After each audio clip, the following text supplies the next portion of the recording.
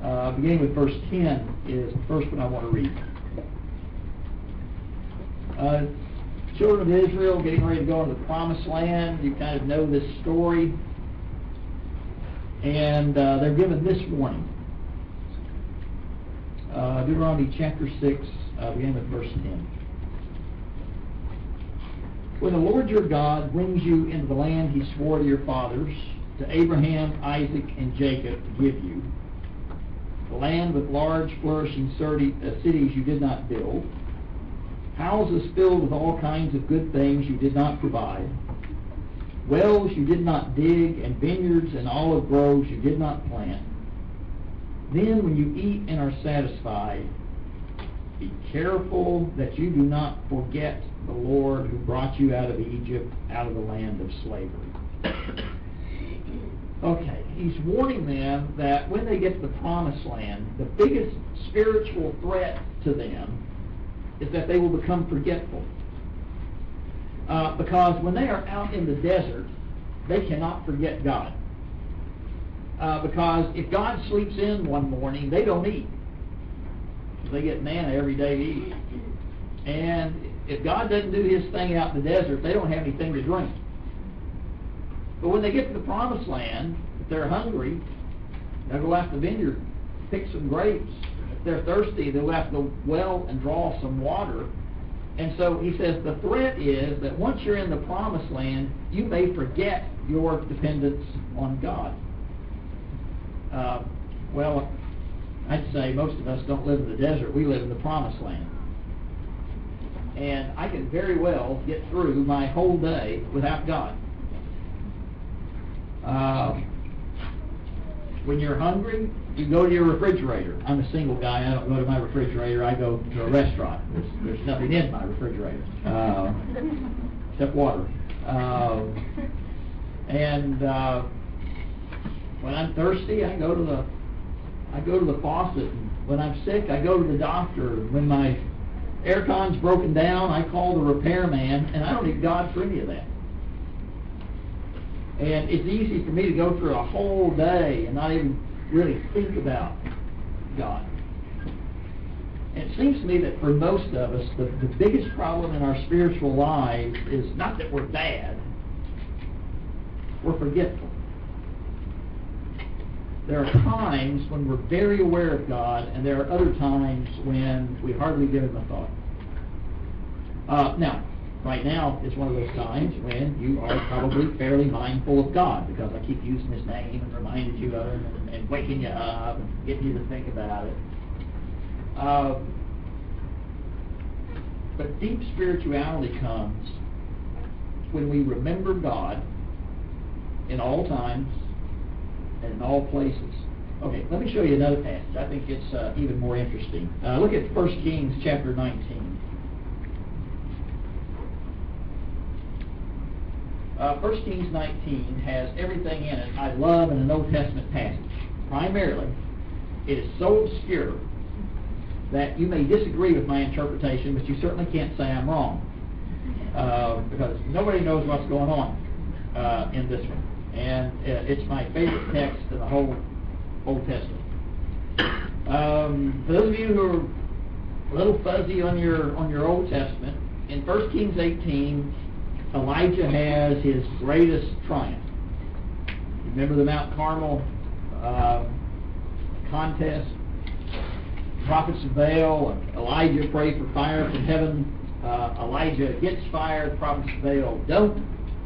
And the conclusion of that story is found in verse 40 of 1 Kings 18, where it says, they took the prophets of Baal out to the Kishon Valley and slaughtered them there. Which was a pretty bold thing to do, because before the day started, when the people were asked to make a choice, they wouldn't even say anything. But when Elijah prays and God sends fire from heaven, they are so moved by the incident that they take out these false prophets and they kill them. Now, the reason that was such a brave thing to do is because these prophets worked for Jezebel. Okay, raise your hand if you remember who Jezebel is. Okay, most of you do. She's the queen of Israel, and probably if you remember any one thing about her, what you'll remember is she's a bit hard to get along with. Okay, so taking her prophets out and killing them is a fairly bold act. And in fact, she is so infuriated by the whole thing that she puts out an assassination order on Elijah. And so he, in chapter 19, runs for it. I won't pause to think about how silly this is. He's just prayed for fire from heaven and gotten it, and the queen threatens him, and so he runs away. I don't know. There's something kind of fuzzy going on there. But anyway, he takes off and runs. Okay, now we're getting ready to have the quiz for the serious Bible students. I remember there were like 3 here. Okay. Here comes the big one. This is one where you get to impress your friends and your spouses. You know the answer to this one. He runs to Mount Horeb. Okay, we know Mount Horeb by a more familiar name. So somebody yell it out. What is Mount Horeb? You have to yell it louder than that. Sinai. Mount Horeb is Mount Sinai. All right. Hey, the missionary should know. He runs to Mount Sinai because he's convinced that's the place where God will be. When you're looking for God, Sinai is always a good place to look because he's got a record of showing up there, right? Okay, so we're going to come down to chapter 19, verse 9, where he has arrived at Mount Sinai, and then we have the following incredibly weird story. There he went to a cave and spent the night. And the word of the Lord came to him. What are you doing here, Elijah? He replied, I have been very zealous for the Lord God Almighty. The Israelites have rejected your covenant, broken down your altars, and put your prophets to death with the sword. I'm the only one left. Now they're trying to kill me too. The Lord said, go out and stand on the mountain in the presence of the Lord, for the Lord is about to pass by.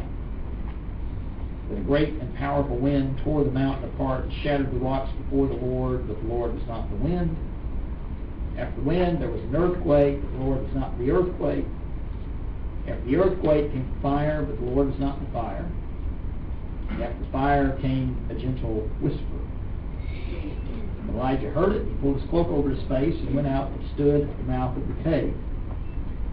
Before I read the rest of it, let me offer an opinion. When God puts on a show like that, he's always got a reason. He's not just showing off. He's trying to teach Elijah something. Okay, let's see what Elijah learned. The voice said to him, I'm back in verse 13, then the voice said to him, what are you doing here, Elijah? He replied, I have been very zealous for the Lord God Almighty. The Israelites have rejected your covenant, broken down your altars, and put your prophets to death with the sword. I'm the only one left now trying to kill me too. What would you say that Elijah learned from this experience? Yeah. Nothing. I think I had him in class. But anyway, in fact, I think he just keeps getting reincarnated. You know? One person after another. The Lord said to him, go back the way you came and go to the desert of Damascus. When you get there, anoint Hazael king over Aram, also anoint Jehu son of Nimshi king over Israel, and anoint Elisha son of Japhat from Abel Mahaloth to succeed you as prophet. Jehu will put to death any who escape the sword of Hazael, and Elisha will put to death any who escape the sword of Jehu. Yet I reserve 7,000 in Israel, all whose knees have not bowed down to Baal, and all whose mouths have not kissed him. Okay, even for the Bible, that's a weird story. Okay, I'm going to take my best shot at it.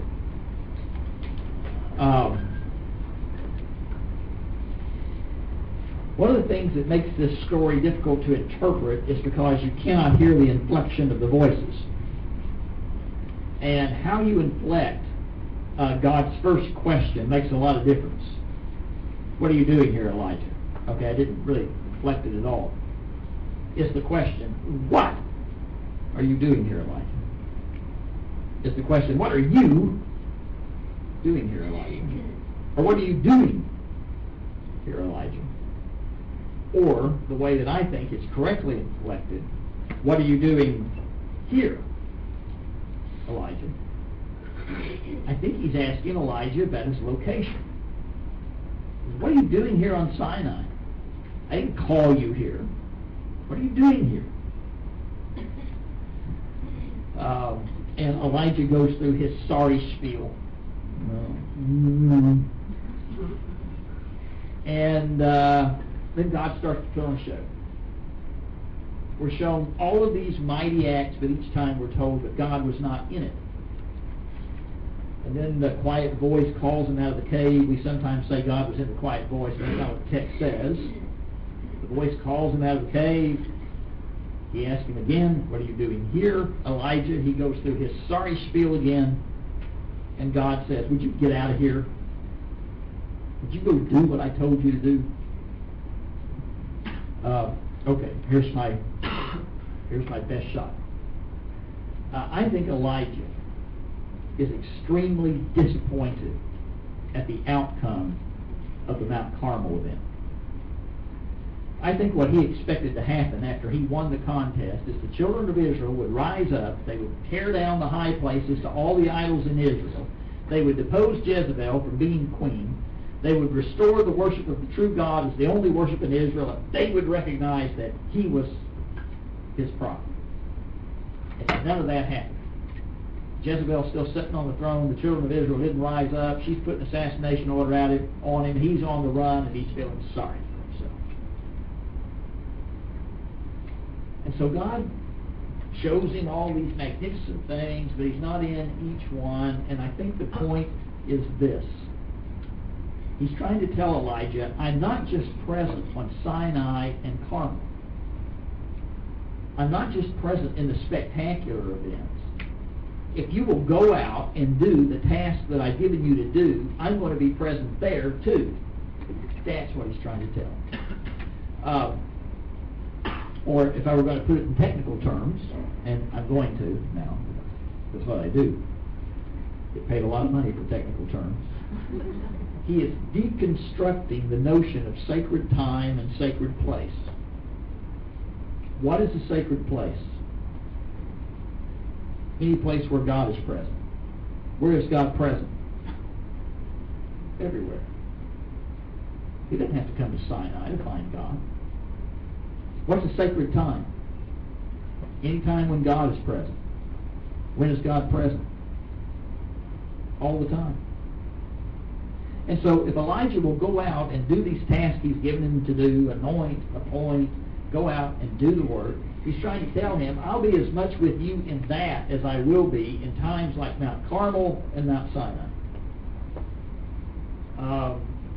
Okay, here's kind of what I'm after. I don't have any doubt that in our wonderful worship times and in your times with one another, as we're together, I don't have any doubt that you will experience the presence of God here. Okay, this is Sinai.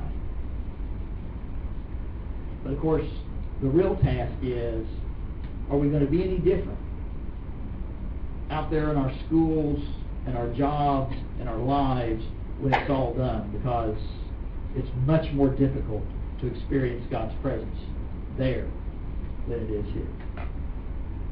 And spirituality is not about how much we experience the presence of God here. It's how well we do at remembering God in all things, in all times, and all places.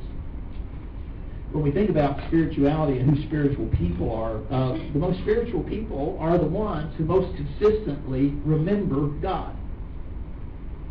They're the ones who remember God moment by moment and not just at the special times of worship. Okay, let me show you one more passage. One New Testament passage, Romans chapter 8.